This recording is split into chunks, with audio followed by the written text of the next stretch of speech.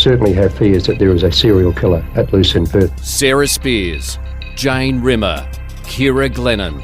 And every time you saw a young girl walking by, you think, oh God, is she going to be the next victim? Now, one man stands accused. If police are right and Edwards is the Claremont serial killer, he's been hiding in plain sight for 20 years. Flown in from the UK, today the prosecution's star DNA witness took the stand. Welcome. This is week 14 of Claremont in Conversation. Good to have you with us. I'm Natalie Bonjolo, joined by the West's Tim Clark and forensic scientist Brendan Chapman. Well, this is the world-renowned expert we've really been waiting to hear from for many weeks, the man who ultimately, Tim, led to the arrest of Bradley Edwards. Yes, through a long and winding route, Nat, but he is at the heart of the discovery of Ciara's DNA on Mr. Edwards, allegedly, and that's what ultimately led us to the trial. As you say, Dr. Whitaker is a very well-renowned, well-respected for his pioneering work on the low copy number testing. As he explained to the court today, he was at the heart of the very first case anywhere in the world that used this type of testing, and this testing was actually developed for that case. He explained it was one of the last men hanged in the UK, and low copy number testing was developed to prove one way or the other, ultimately, that man's guilt, and Dr. Whitaker was at the heart of that. And then he was at the heart of the research and development and development of that testing over many, many years. It's been used in lots of other cases, lots of other high-profile cases, and this one obviously being the latest. And he was deemed so important by the prosecution that he was flown over to Australia over the weekend, and began to give his evidence in person this morning.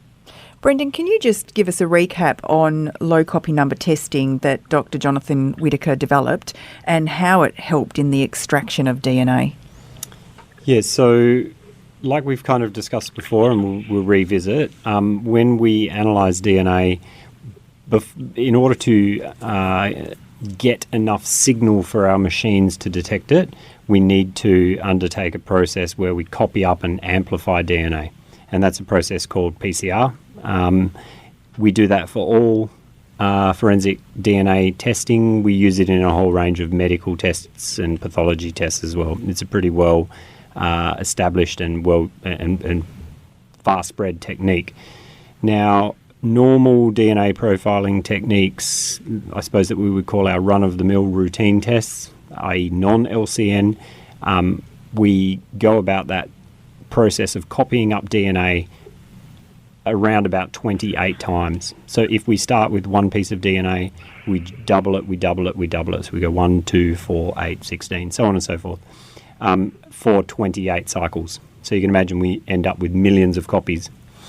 Low copy number analysis or low copy number techniques only differ in that we undertake that copying process for more than 28 cycles or more than 28 times, up to as many as 35, 36 times. So rather than getting millions of copies, we're getting millions upon millions more. So that's kind of the brief overview of LCN. We still look at the same DNA markers.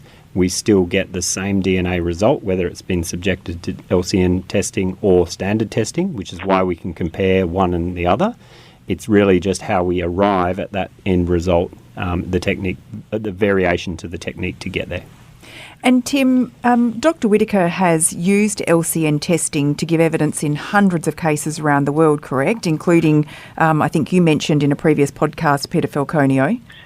Yes, and he confirmed that today, Nat. He said it would be in the hundreds, certainly, and some of those would be very well known to our listeners.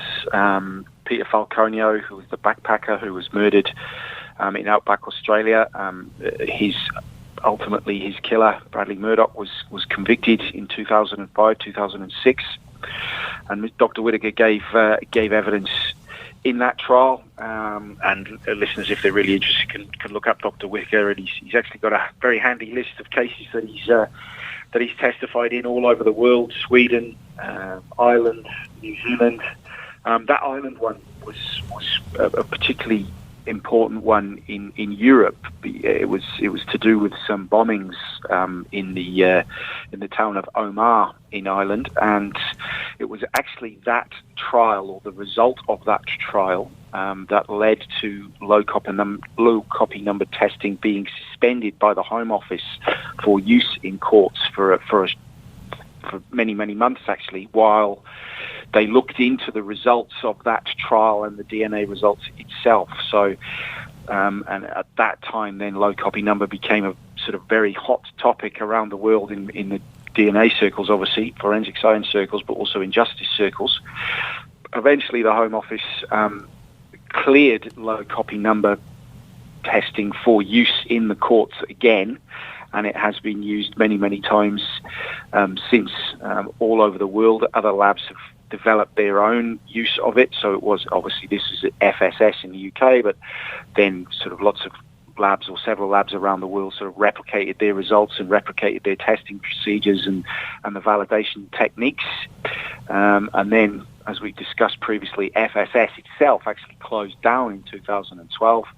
And as Dr. Whitaker explained himself this morning, many of the principal forensic scientists from FSS at that time set up their own company, which is where Dr. Whitaker works to this day. Okay, Tim, well, maybe if you can now talk about Dr. Whitaker's involvement in Claremont, which I understand started in 2008? Yes, that's right, Matt. So, as I said, Dr. Whitaker was one of the principal reporting scientists at FSS. He was based up in Wetherby, which is up in Yorkshire. But when the Glennon sample, when the macro task force decided that they wanted to go down this route, they literally, figuratively and physically did. They travelled to the UK with all these samples in late August, beginning of September 2008. And then they basically had a meeting with some of the top scientists at FSS to pre-assess what all the physical exhibits were, what the possible results could be, how they would go about getting them, and in what order they would do them. They had priorities. And those priorities actually didn't include Ciara's fingernails at the time. They had stuff that they wanted tested before those, principally hairs. But they did want everything tested, but obviously that would take many months. And so it did take about 3 months for them to get round to doing Ciara's fingernails. We've heard from the scientists previously that actually conducted that testing over a couple of weeks. And it was similar in process, the swabbing and the extraction and all that.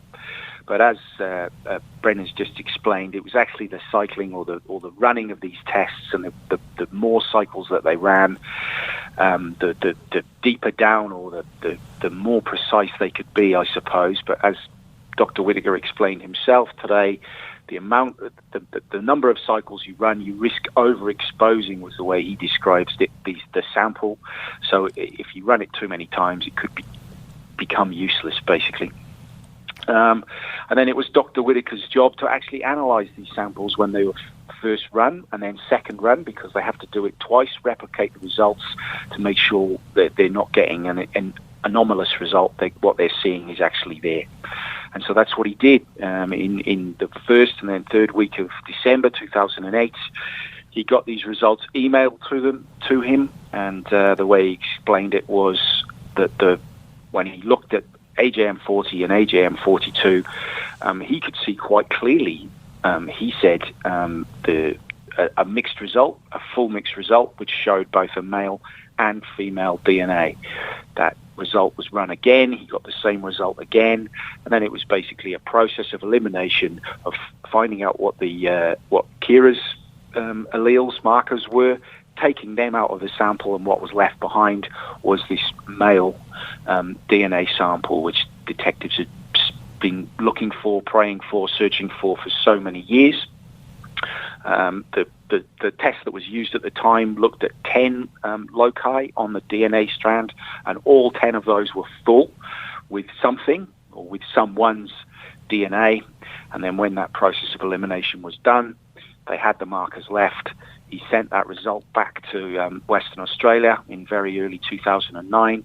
And as we've heard previously, when Laurie Webb ran those through the WA DNA database, they got a hit for the same person that had committed or whose DNA were on the samples of that Karrakatta rape back in 1995.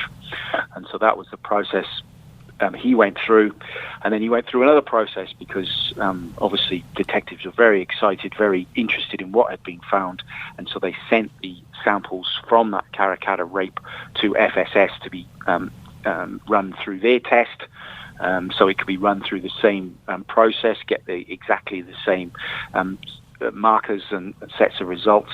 And once again, Dr. Whitaker described going through those results and ticking off each of the alleles and each of the markers, and they perfectly matched, basically. So they knew, or they thought they knew, that they had a major breakthrough, because they could then work on the basis that the man or the person that had committed the rape in Karrakatta in 95 was the same man whose DNA had been found on Ciara or under Ciara's fingernails.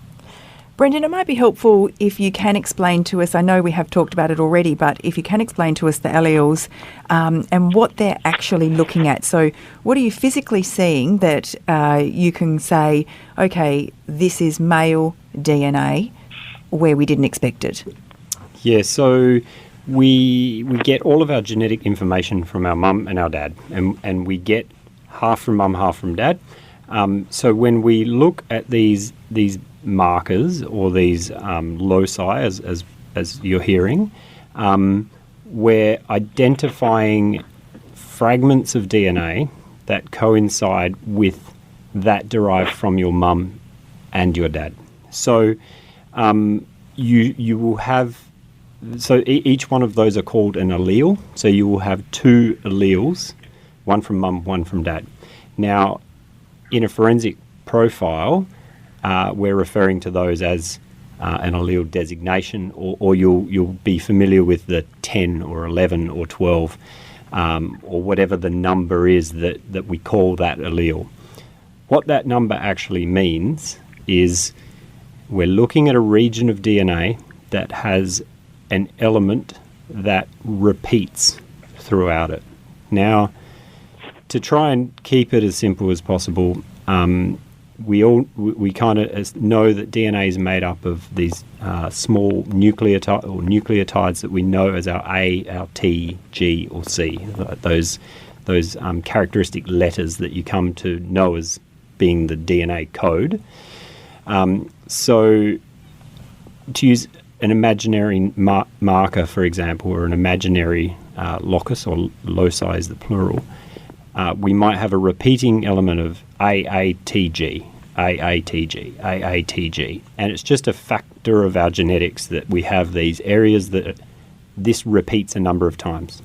So when you're hearing in a court case or a forensic profile this number 10 that goes with that, that means in that person, that little sequence of nucleotides was repeated 10 times.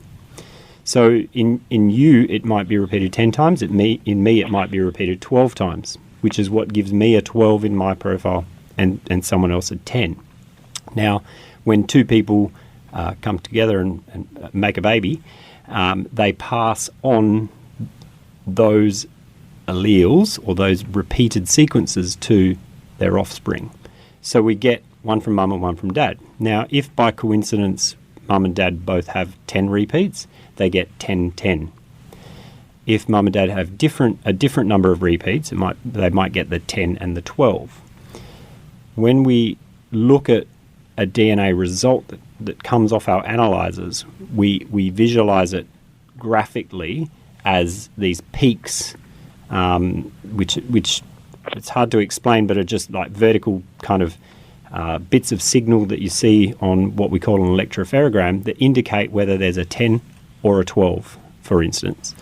And that becomes the DNA profile of that person. So they're what we call the alleles, are the 10 and the 12, if that makes sense. Yeah. Tim, it was very interesting when Dr. Whitaker was asked about what condition the DNA was. This is the DNA of the male profile and the DNA of Ciara, when he was asked what condition that was in. Yes, it goes to several questions, and it also goes to a question that we've been asked a lot by the listeners about the possibility of other DNA being on both Jane and Ciara's body and why it wasn't there. And Dr. Whitaker was asked about a technical way that they can show or see in these DNA peaks that Brendan's just explained, and the way they decrease in height from left to right, which has been shown or known in court as a ski slope.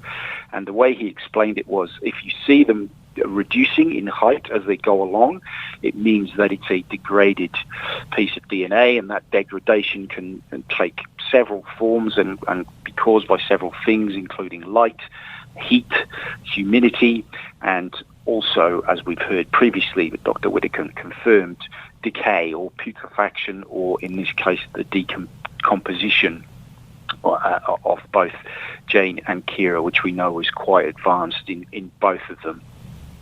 And he was asked through this actual EPG, this ladder of spikes that we were looking at on the court screen, whether he could see that degradation there. And he said in both cases, or both EPGs, both runs, he could see it. And then he was asked what he could make of that, and his answer, Brendan, surprised you, I think. A little bit. I suppose to give some context to that, because I was in the courtroom today when Dr. Whitaker gave this evidence, because I've not myself been privy to testimony that includes LCN evidence, so it was quite a professional development opportunity for me. What we're referring to in this ski slope shape we see is when we look at these graphs, these electropherograms, the DNA signal on the left-hand side of the electropherogram is from quite short fragments of DNA. The signal on the right-hand side of the electropherogram is from longer lengths of DNA. Now, when DNA gets degraded, the long pieces are the ones that get broken up and degraded first. And so what we see is we lose signal on that right-hand side of an electropherogram. So when we see an electropherogram that or this DNA graph, I suppose, that has this ski slope appearance, it can be indicative of degradation. There's other factors that can cause it, but degradation is the most common cause to that ski slope shape.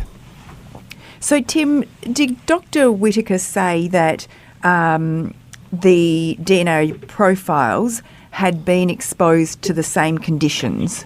He pretty much did that. That's exactly right. His assumption or his reading of that was that the DNA from both Ciara and the male contributor, by his reading, had been exposed to, or could be said to have been exposed to the same elements at the same time, which would obviously go to the fact that it was deposited at the same time, and then had been there for the same amount of time as Ciara's DNA had. So, Brendan, can we interpret that to mean that the DNA is in the same place at the same time at the crime scene? No. The only comment we can make on the basis of two contributors to a DNA profile, both showing degradation, is that the contributions from both contributors are degraded. We can't speak to the nature of how it's degraded. We can't speak to the fact that they've both degraded under the same conditions. That's an inference that I'd never be willing to make, and I don't think any forensic biologist would be able to make. All we can infer from that is that both contributors, the DNA from both contributors, is degraded. So if you have a DNA sample which has been collected quite quickly and stored in a freezer, and you have a DNA sample that has been exposed to the elements, do they look quite different in this ski slope situation? Yeah, they do. A pristine DNA sample, something collected quite fresh, like say for instance from a swab from your mouth, that's stored well and extracted, the DNA is extracted from it, we wouldn't expect to see degradation in a sample like that. We would expect to see a reasonably even balance from the left-hand side of the electropherogram to the right-hand side, similar peak heights. We do get, it's not an exact science per se in that how much ski sloping indicates how much degradation. It's just an indicator, and a pristine sample we would expect to see a reasonable amount of balance across all loci, and that's the sort of thing we're looking for when we analyse a DNA profile is the locus to locus or the across loci balance that we have of peak heights of the signal. Right. Tim, fast forward to 2016 and Dr. Whitaker was asked about when he was asked to cross-reference the DNA with some DNA that he was sent from Edwards. Yes. So as Dr. Whitaker quite rightly pointed out, he might well have found this male DNA in 2008, or certainly interpreted the results that way, and then got the Karrakatta samples and found the same match. But like everyone else, they still didn't have a name. They just still didn't have anything, a potential source to compare it to. Until, as you said, Nat, in 2016, after Mr. Edwards had been arrested, he had a DNA sample taken from him by the police, and that was then sent to New Zealand because they used the same DNA testing system, the same kit. So they could then convert that sample from Mr. Edwards into the same set of numbers or same types of numbers that were used by FSS in 2008. So they were comparing apples with apples. So then they got those results back from ESR. They sent those to the UK, and Dr. Whitaker said when he got those, he could then compare them to the samples from both Ciara and from Karrakatta. And long story short, he basically said they were a perfect match. He went along all the boxes with the numbers in, and he ticked them all off, and every single one matched. So his evidence today, which is what we've been building up to all the way through this, was that the DNA taken from Mr. Edwards in 2016, taken from Ciara in 2008, and taken from Karrakatta in 1995 were all from the same man. And obviously the prosecutors say that man is Mr. Edwards.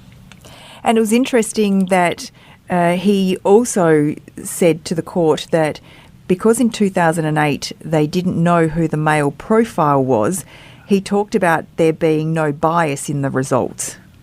Yes, that's right. So, and this was a question from Justice Hall.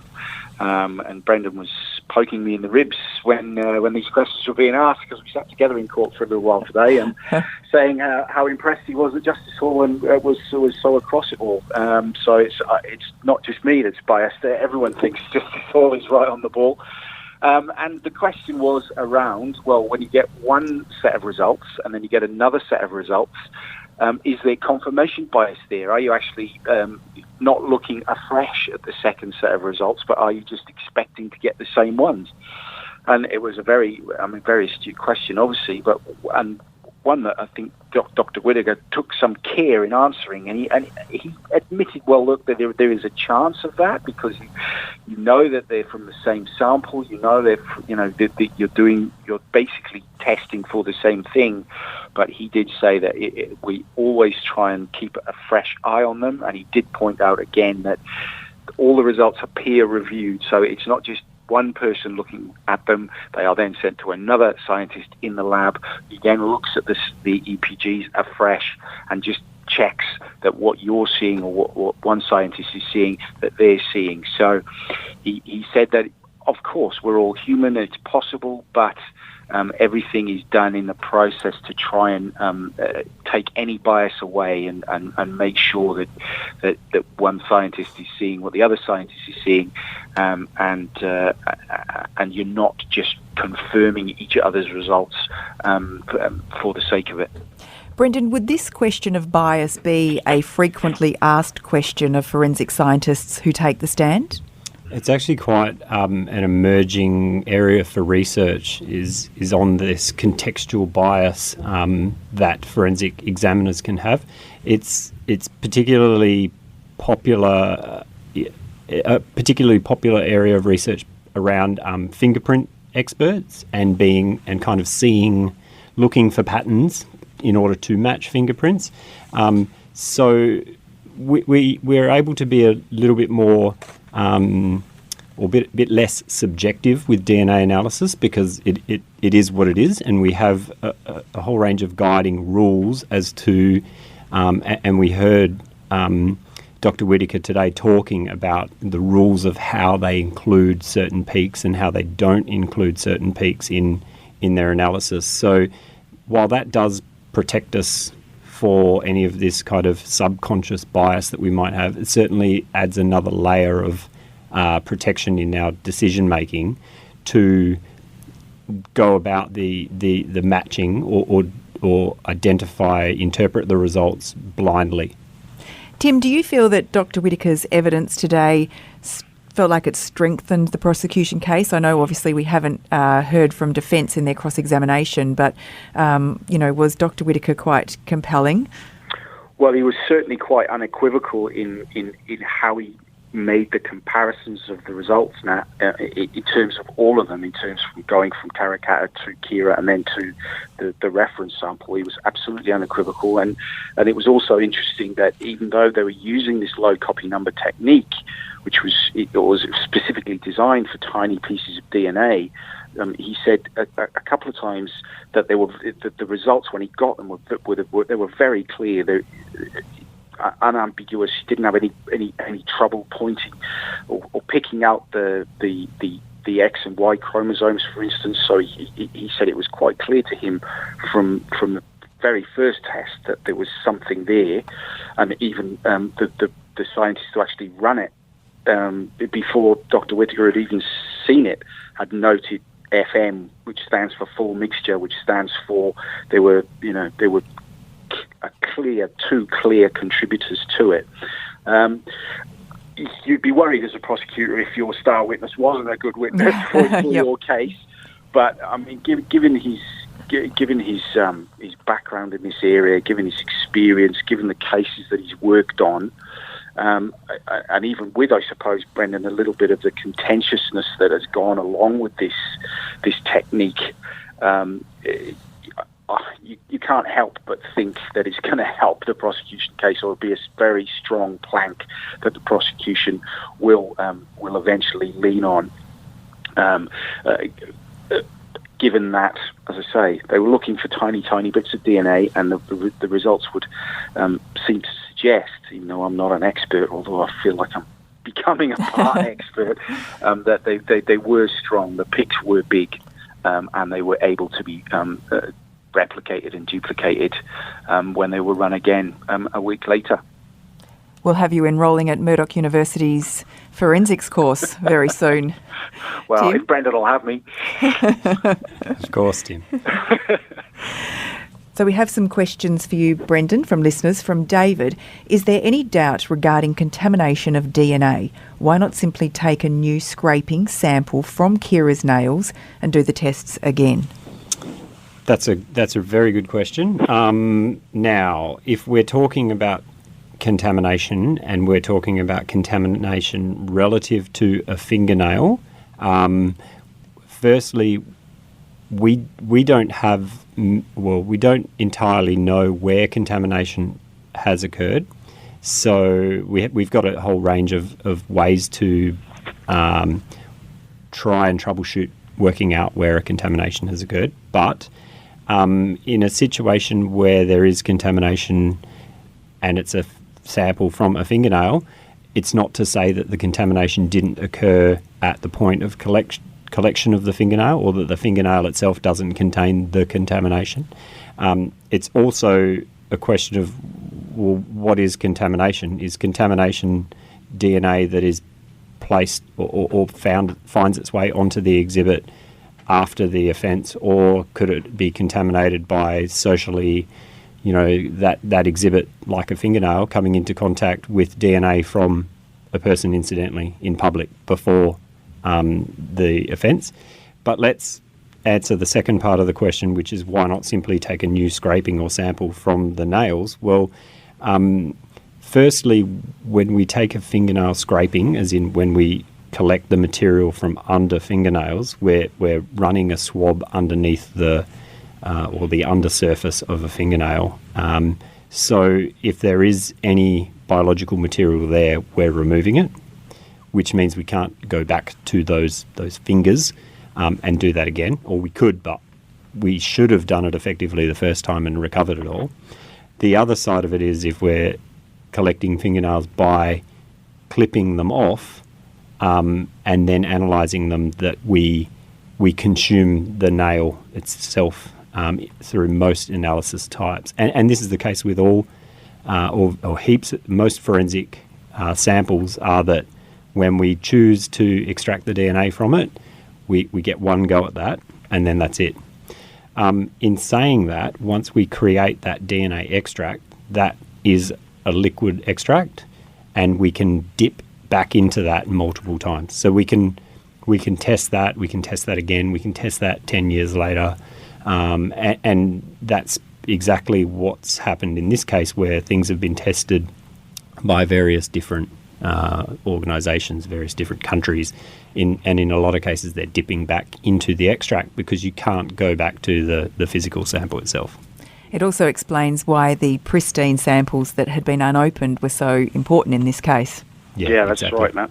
And I'll just add to that, obviously, AGM 40, which was Ciara's thumbnail, that was the pristine one. That was the one that had never been opened. But the reason that it had never been opened was that various scientists over the years had looked at it and said it was debris only, not suitable for testing, because the nail was so small and there was so little nail left. That was all they could. That was all they could get during the post-mortem, and we've discussed that previously. We haven't seen the video. The judge obviously has, when the forensic assistant in the lab really struggled to get anything from Ciara's thumbnail at all, because it was so torn, because it was so small. I mean, obviously, in an ideal world, you'd love to go back and get some more, but in this case, for various reasons, it was simply impossible. And Dr. Whitaker reinforced that today by saying that they even had to pull the two nails because there was so little of it to test. And even when they did that, I think, Brendan, they had a finite amount of DNA material that they extracted, so much so that I think it was all used up when they ran the two tests. So this really was a one-shot deal. Tim, what are you expecting from court tomorrow? Will Jonathan Whitaker be back on the stand? Yes, he will return for a second day. There's just a small part of his examination in chief to come, and then he will be cross-examined by Mr. Jovich. That's expected to take most of tomorrow, we think.